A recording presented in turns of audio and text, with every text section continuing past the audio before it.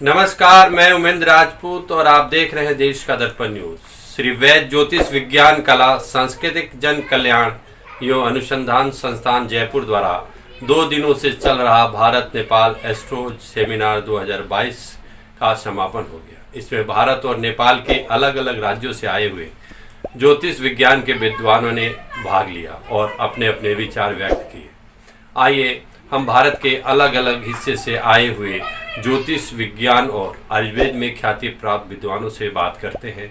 हमारे संवाददाता द्वारा इन सम्मेलन में आए हुए कुछ विद्वानों से जानकारी ली गई और उनके मोबाइल नंबर लिए गए ताकि आप उनके ज्ञान द्वारा अपना समस्याओं का समाधान कर पाएं। आनंद काल से भारत में ज्योतिष विज्ञान अपने ज्ञान से समाज का कल्याण करता हुआ आ रहा है। डॉक्टर अजय भांबी जी से अनुरोध करूंगा, कृपया मंच पे पधारें।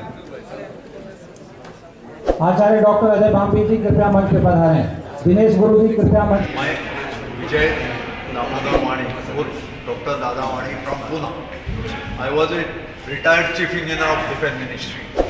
I am having nearly more than 200 NGOs, राष्ट्रीय मानवाधिकार संगठन, प्रेस मीडिया, हिंदू संगठन, ऐसे बहुत से मेरी संगठन रिटायर होने के बाद मेरा ये और मेरा रिसर्च इसमें होता है।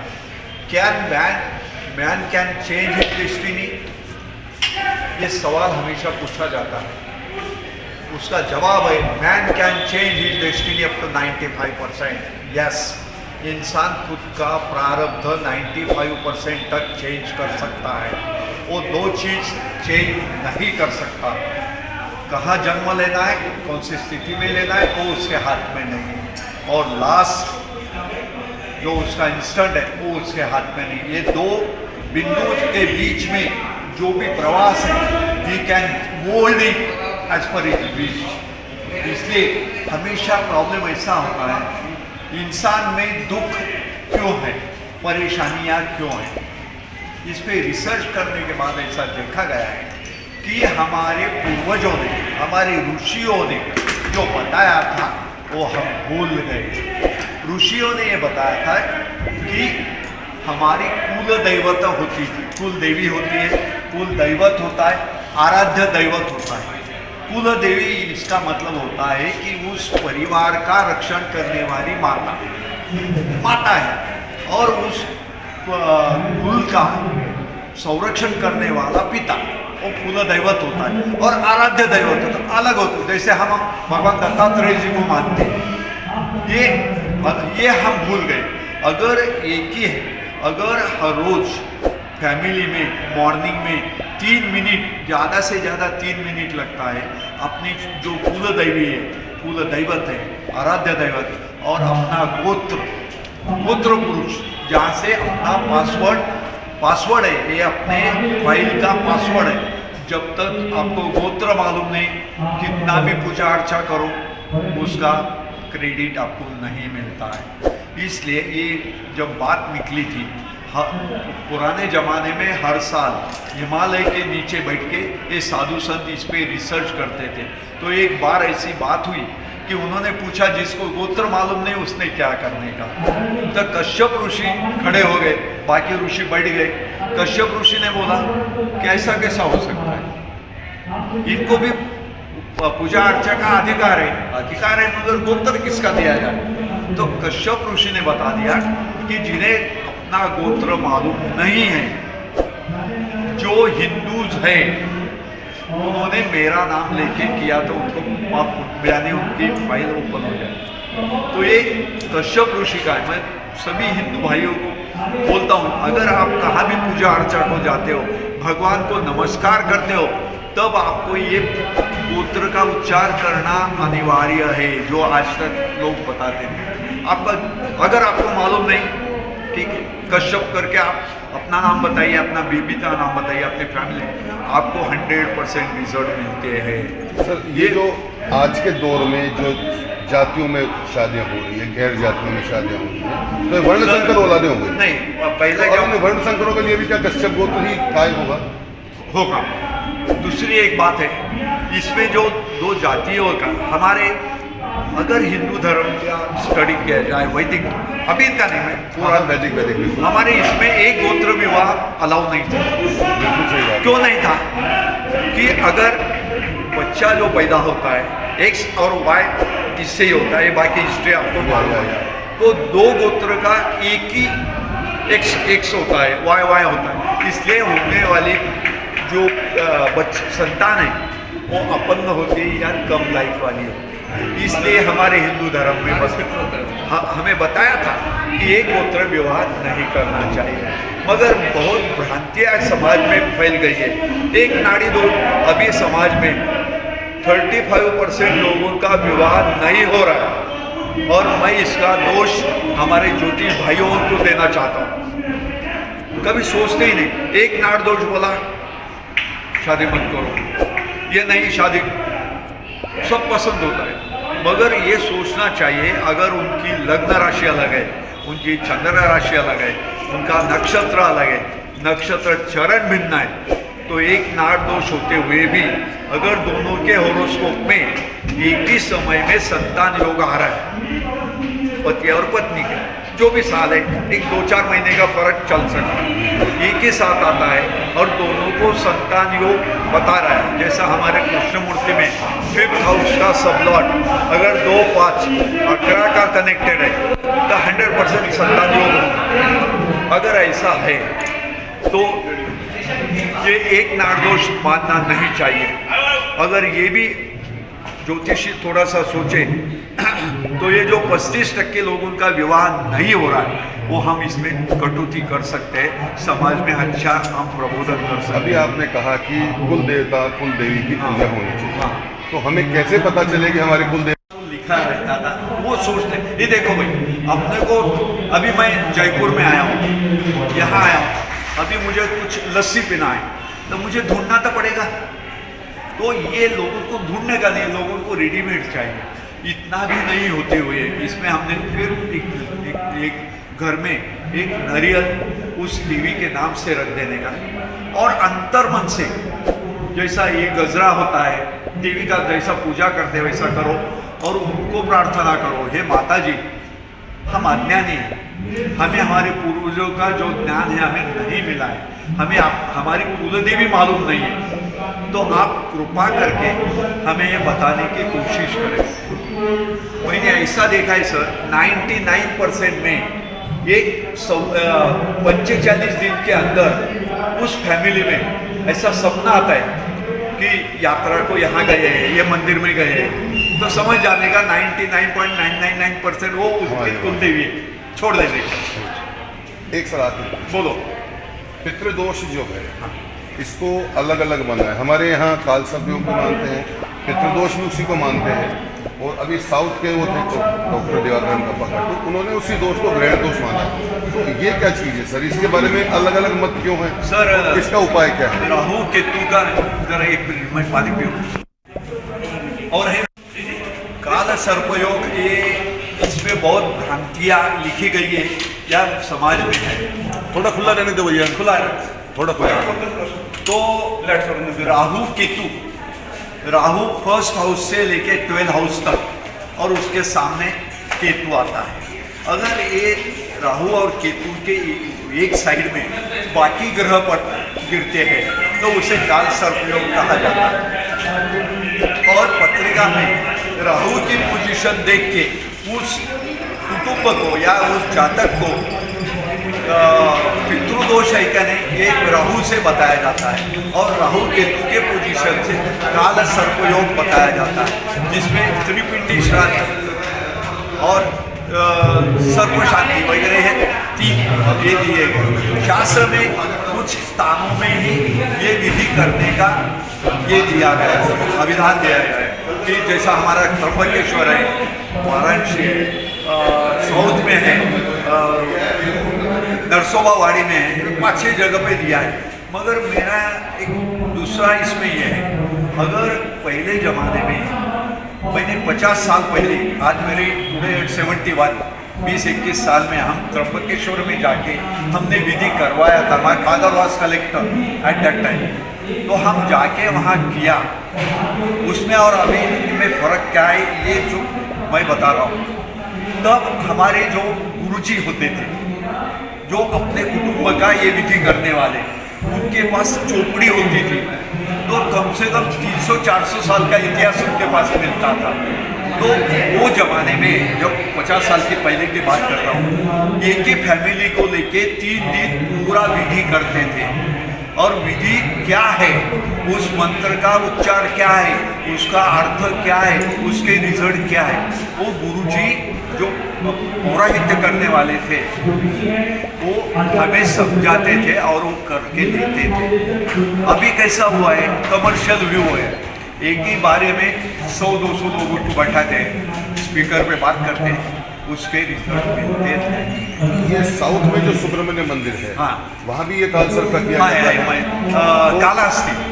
कालाहस्ती करके जो है वहाँ ये विधि होता है। शास्त्र के हिसाब से ये विधि कहाँ करना चाहिए ऐसा दिया गया है, मगर इसमें मुझे ऐसा लगता है कि उस जमाने में ये स्पॉट, अभी समय लोगों के पास बहुत कम है, उस जमाने में 7-7 दिन जाके रह के लोग करते थे, अभी एक दिन निकालना मुश्किल है।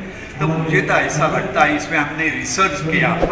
कुंभ मेले में 15-20 दिन मैं रहता हूँ, कोई मुझे छोटा भाई मानता है, कोई बड़ा भाई मानता है, कोई बेटा मानता है, जो भी मंडलेश्वर शंकराचार्य जी, इनसे मैंने बहुत डिस्कस किया। मेरे पास बहुत, I got 65,000 books in my lab, और 1200-1300 ईस्वी सन से मेरे पास है, इसका स्टडी मेरा है। तो उसमें मैंने इनसे बात किया कि सर, ये जो विधि दिए गए थे, आप ये सुनो, इसमें जो विधि दिए गए थे, समझो 1, then 2, then 3, then 4, जो दिया गया है, अभी क्या हो रहा है, ये सार्वजनिक बैठा देते हैं, और जो विधि जिस हिसाब से परफॉर्म होना चाहिए वो होते नहीं है।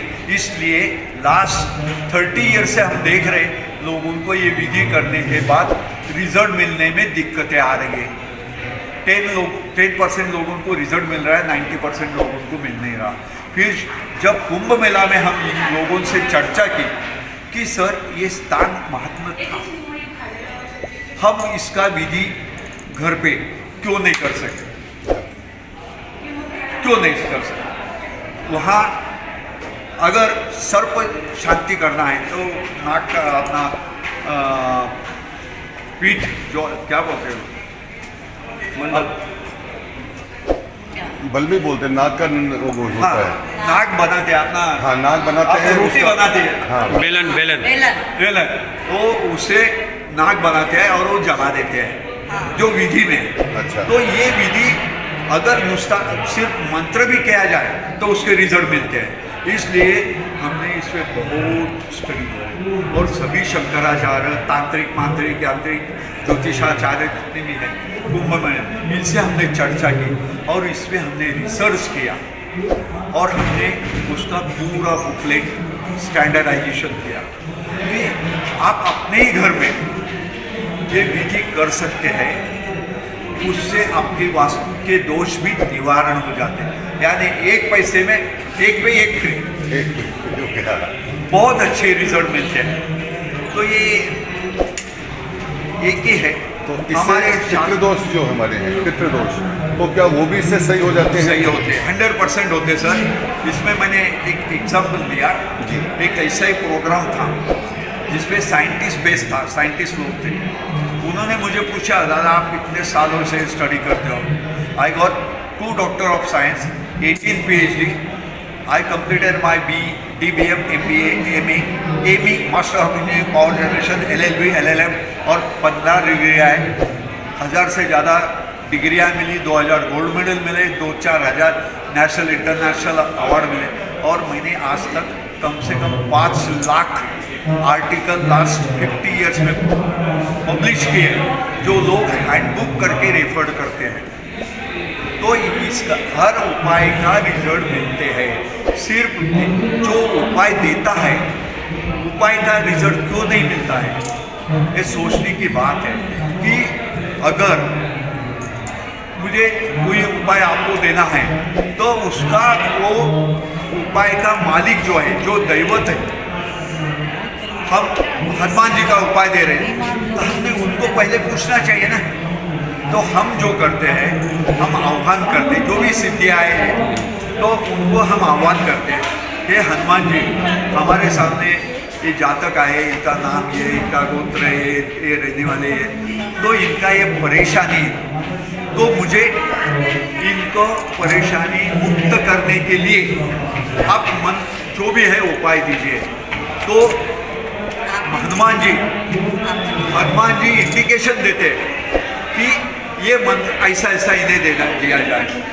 तो कभी कभी ऐसा होता है कि एक मंत्र दिया जाता है, दूसरे में कोई चेंज करके दिया जाता है, वो हम नहीं करते, वो देते।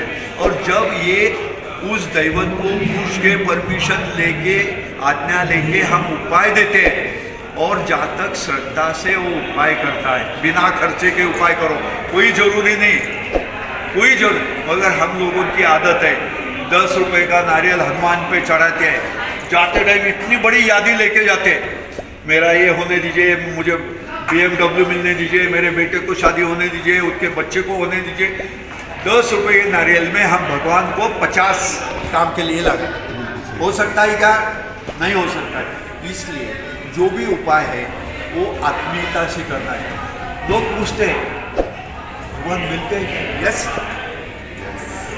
इसमें भगवान क्यों नहीं मिलते? एक उदाहरण देता हूँ। बच्चा है, वो बच्चा कहाँ भी खेल रहा है, किधर भी है, माँ अपनी काम कर रही है, प्रैक्टिकल में बोल रहा हूँ। वो बच्चा रोया तो माँ उसकी तरफ ना देखते हुए उसके कान से समझ जाती है बच्चे को भूख लगी है, पेशाब लगी है, शू शी हुई है, या पेट में दुख रहा है।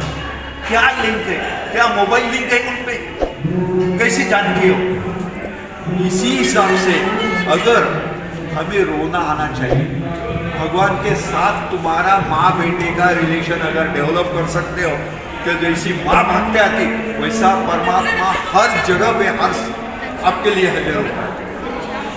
कितने लोग हमें रिलेशन आते हैं, हमें रोना नहीं आता है। हम बोलते ज्योतिष ने बोला नारायण वो जाएगा, नारायण ये ले पैसे, और पैसे इससे फेंकते।